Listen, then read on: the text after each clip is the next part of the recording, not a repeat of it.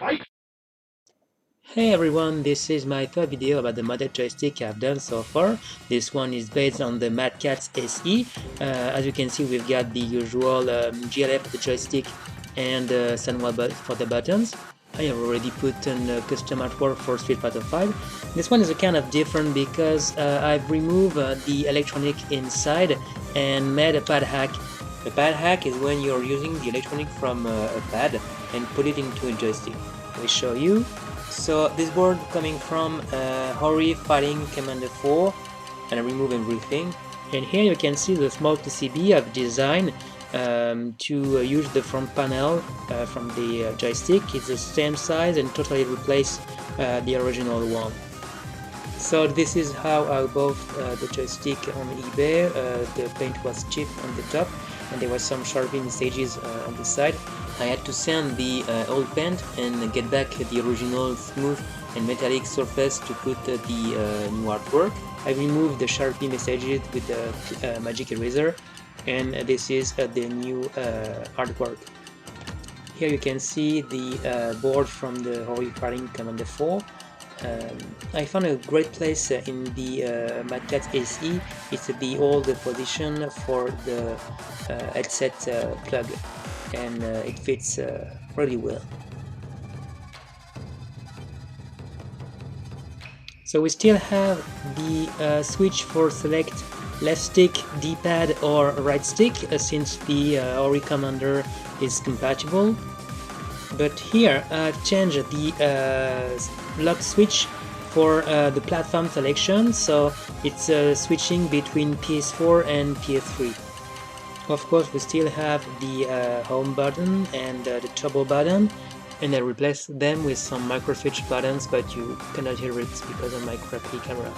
So now I will show you in detail how my PCB is working. So this is a closer look to the PCB. I cannot zoom in, the autofocus is not working since the board is too small, but it doesn't matter. So there is a bunch of things not working correctly in this board. Unfortunately, it's a first revision. First, I've tried to copy the original design of the contact for the home and the turbo button, but unfortunately it doesn't work correctly. It generates 10 key ohm resistance, and so it's making the button not register properly when you press it, or with some delay. So well, anyway, I've already anticipated that and make some holes to put a micro switch button, so big ones like 12mm square fits, and also you can put small ones like those one if you bend the pin like that. I recommend to not use under a 6mm square switch, or else it will be too short to fit. 6mm also is the right size if you want to reuse the original buttons from the Sanwa. It needs a bit of adaptation, but it totally fits.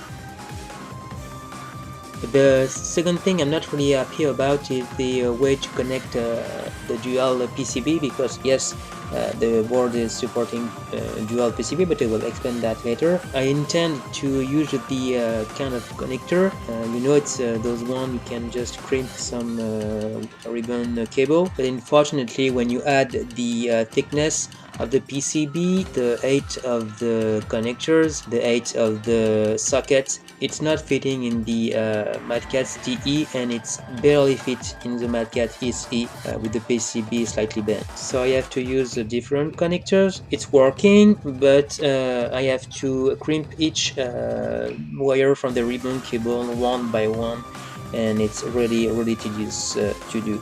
So now let's see on the back of the PCB. As you can see, there's already some rewiring stuff. This one is to swap the colors between the blue and the red of the RGB LED, because when I made the design on Eagle, I didn't use the same pinout of the RGB LED I bought, so well, I'll get two pins swapped. This is purely a cosmetic issue. I will detail that a bit further in the video, but the switch which is used for the platform selection is supposed to use the open circuit, but my circuit is draining too much power, so I need an additional 3.3 volt to make it work properly.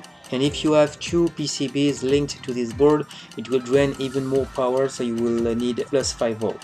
This is not a problem though, because the PCB is powered with the plus 5 volt from the USB, and this is where I'm getting my 3.3 volt with 2 resistant as a voltage divider. Those 3.3 volt were originally designed to power the RGB LED. Here you get the jumper where you're setting the layout of the PCB. Mainly you choose between normal and deluxe mode. Basically this is just to set where you want your lock switch and your platform switch. So in normal mode, this switch will be the selection between left stick, D-pad, right stick, and the other one will be the platform selection. In deluxe mode, this one will be the lock switch, this one will be the PCB selection between the two PCB linked here, and the last one will be the platform selection. So as you understand, the PCB is handling 2 boards with each dual mode, so up to 4 platforms. I will now detail how the board is really working with the schematic. Let's see how the board is working. We have 4 switches available. The SP3T for the LSDP-RS position directly linked to the Hori PCB, and 3 SPDT to control the PCB, the mode inside each board, and the lock position for home, select, start and select buttons. Let's solder the jumpers to normal mode. This mode was designed to a single board supporting 2 modes, like the Hori PCB supporting PlayStation 3 and PlayStation 4. This was also designed to rebuild the original layout for the Mad Catz. In this mode, you're losing the lock switch in favor of controlling the PlayStation 3 and 4 mode. There's a default position to set the switch not used, but nothing prevents you to use them anyway. You can totally put a lock switch somewhere else in your stick and wire it to the PCB. Since the platform selection is done by grounding the signal, there's a multiplexer which compares the signal and triggers the correct cathode of the RGB LED. Unfortunately, when the circuit is open, the length of the ribbon cable plus the chips on my circuit are draining too much power and acting like the signal is always grounded. This is why I patch my board with a Kena wire and add an extra 3.3 volt as an high logic. Now, let's look to the deluxe mode. First thing in the deluxe mode is the lock and the platform selection are swapped. As you may already guessed, this board supports 2 dual PCB, which means up to 4 platforms. To switch between each PCB, I need an additional triple multiplexer switching between the data plus and minus of the USB of each PCB. I'm using the third line of the multiplexer to control the third color of the RGB LED, so I can have a color for each platform. Once again, powering 2 boards drains too much power, and this time I need a plus 5 volt as a high logic to make both PCB working. And again, if you want to keep the original Mad Catz layout, you need to wire the platform and the PCB switches somewhere else in your stick. If you want to use the switch on the board, you need a different layout. But this, we will see it in another video. Last thing about this mod, it's the Hori PCB only working with its own USB cable, which is original USB cable. It's not working with another one I've already tried. I haven't tested with some additional ferrite though.